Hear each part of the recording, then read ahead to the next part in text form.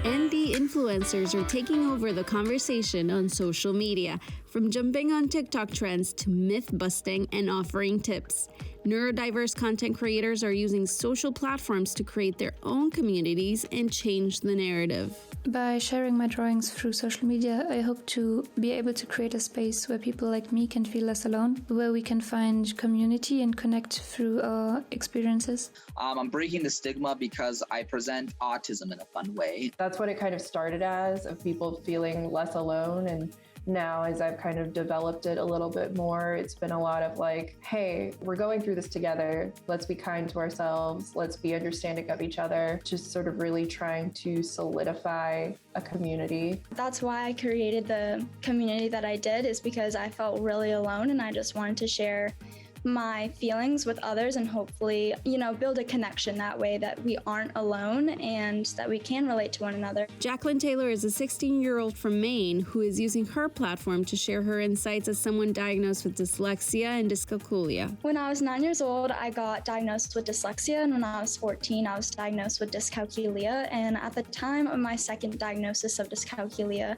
I was trying to figure everything out with learning disabilities and how they tied into my life. So I'd actually did so many deep dive searches on the internet. There wasn't a whole lot there, so I actually decided to build my own little platform and community, hopefully trying to find some people who would relate to me and I could relate to them. I have a lot of comments saying like, thank you so much for talking about dyslexia. I've never seen anyone discuss that, or thank you for using your platform to spread awareness on an issue that is rarely talked about but is really common. And I even get older people from, our older generation saying, I'm 50 years old. I've never heard anyone talk about dyscalculia, but this makes a lot of sense for me personally. And all of these comments just keep me going. Jacqueline is also involved in art, merchandise, and magazine campaigns to spread awareness about learning differences. She's also a social media intern for Pine State Learning, a tutoring center that helped her get where she is today. Anouk Vitae is an artist sharing her ND experiences on the Instagram account Autism Sketches. From their home in Germany, the 22-year-old creates posts and artwork that celebrates and explains what it is like to be neurodivergent. I started sharing my drawings via my Instagram account, and within 9 months I had gained 50,000 followers. At the beginning, it was just a way to share my sketches with my family and as a way to cope with my diagnosis and newfound identity. While drawing small comics helped me communicate my experiences and find an outlet, I also hope to find people who might relate to my drawings and find connection. I hope to create a space where we can all learn from one another, heal, grow, and just be able to be our true selves. I have had a lot of people reach out to me and share how my work has impacted them. For example, parents with autistic children who have a newfound understanding of their kids, professionals who use my drawings in their clinics and with their patients, newly diagnosed autistic people who are on their journey of self-understanding, as well as undiagnosed people who now found a way to communicate their needs and boundaries. I'm not a professional and I'm limited in what I can offer, but I hope that through my work people can at least find a bit of peace. Another important goal I work towards is illustrating the inner experiences of autistic people in the hopes that others might gain new understanding and insight into our lives. By working towards reducing misconceptions and debunking false narratives, we can all learn to have more compassion with each other and help create a new outlook and understanding towards the topic of neurodiversity. For many ND influencers, it's not just about raising awareness.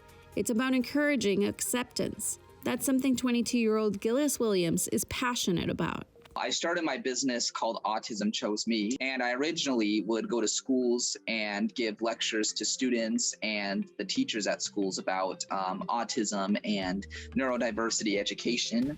About a year after the pandemic hit, I just unexpectedly started getting more followers on TikTok. And I believe that I have all those followers on the TikTok platform now.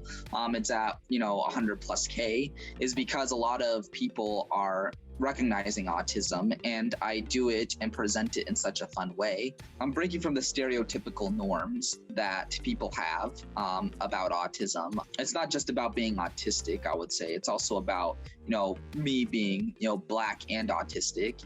I want to combine fun and autism in my content. to bring out that example of acceptance as what one of my friends calls them serotonin booster 1-2 punch videos, in which are like 10 to 15 seconds of fun, in which I show, for example, stimming or my character, the Black autistic captain. You know, that's what brings acceptance, in my opinion. It's not enough to be aware about autism. It's not enough to be aware about neurodiversity. You have to accept it. That's what we need. And that's what I want people to get out of my content. Shifra David is another content creator reaching out to young people. The 25-year-old lives in Nashville, Tennessee, and creates content under the name Neurodominoes, a reference to how being autistic affects every facet of her life. When I first started making TikToks about being autistic, it was kind of just me screaming my frustrations into the ether. Were you not able to fall asleep until 4 a.m.? That is a medical event. There was one video that I think really took off with people resonating with my experience. One of the big things that really stood out to me was getting a message saying, you know, thank you for being so honest about how the struggle never goes away. It's just kind of there increases or decreases in intensity, frequency, but like showing how to be kind to yourself during those moments and accommodate yourself during those moments without feeling like it is a personal failure. Social media can be a place to forge friendships, learn, and advocate, but it can also be a toxic online environment. Parents may be apprehensive about having their kids with learning differences go on social media. As leading ND voices on the platforms, these content creators have some advice. For parents who are apprehensive about it, I get that. My message to those parents is, you know, there are more and more educators on the TikTok platform, specifically autistic people. There are a lot of hashtags for autism and ADHD and neurodiversity. And, you know, repeating the example again with my stimming videos, that's just like those are profound videos for educating, you know, not just kids, but their parents about autism. Try to be as involved in the community that your child finds. My mom talks to me about my TikTok stuff and she's like, hey, I kind of saw like negative feedback on this like piece of content of yours.